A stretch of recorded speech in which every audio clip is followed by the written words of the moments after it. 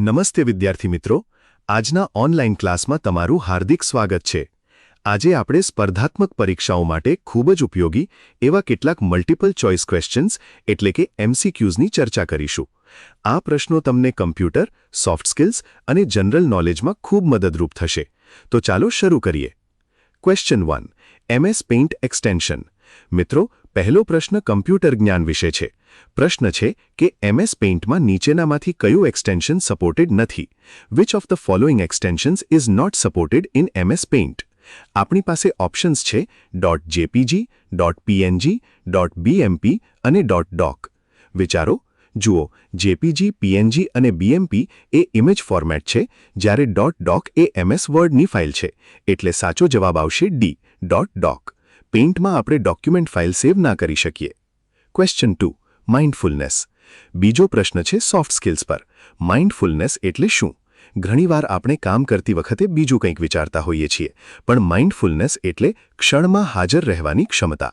એટલે કે અત્યારે તમે જે કરી રહ્યા છો તેમાં પૂરેપૂરું ધ્યાન આપવું।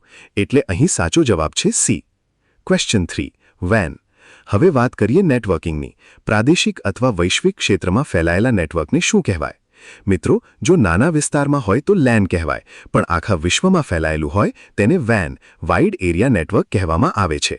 આપણું ઇન્ટરનેટ પણ એક પ્રકારનું WAN જ છે, એટલે સાચો જવાબ છે B, WAN।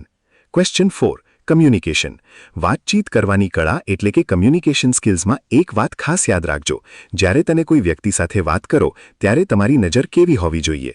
નીચે જોઈને કે ગુસ્સામાં વાત ના કરાય। હંમેશા મૈત્રીપૂર્ણ રીતે, ફ્રેન્ડલી મેનર સામેની વ્યક્તિની આંખમાં જોઈને વાત કરવી જોઈએ। આ એક સારા વ્યક્તિત્વની નિશાની છે। સાચો જવાબ છે C। Question 6, job search. આજના સમયમાં નોકરી શોધવી હોય તો કઈ વેબસાઇટ કામની નથી?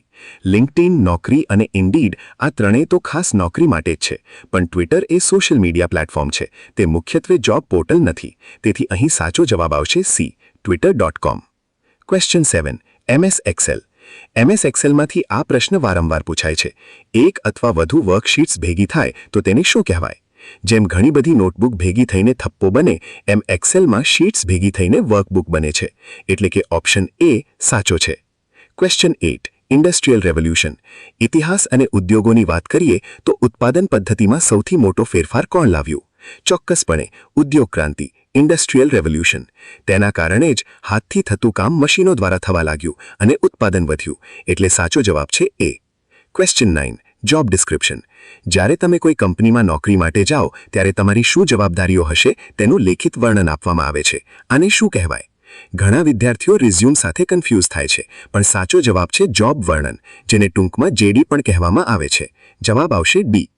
Question 10, motivation. પ્રેરણા એટલે કે મોટિવેશન તે કયા પ્રકારનું હોઈ શકે? મિત્રો, મોટિવેશન બે પ્રકારના હોય।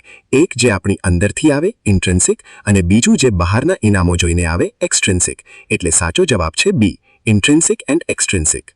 Question 11, RTI। ચાલો થોડું જનરલ નોલેજ ચેક કરીએ। RTI નું પૂરું નામ શું છે?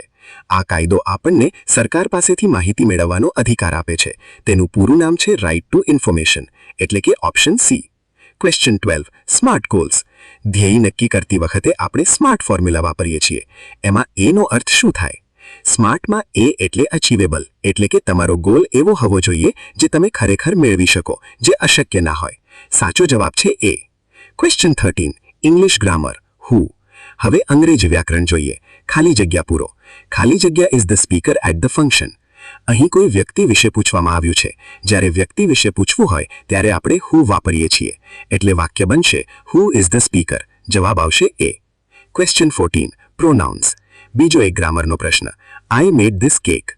અહીં કરતા આઈ છે, એટલે તેની સાથે રિફ્લેક્સિવ પ્રોનાઉન માયસેલ્ફ આવશે।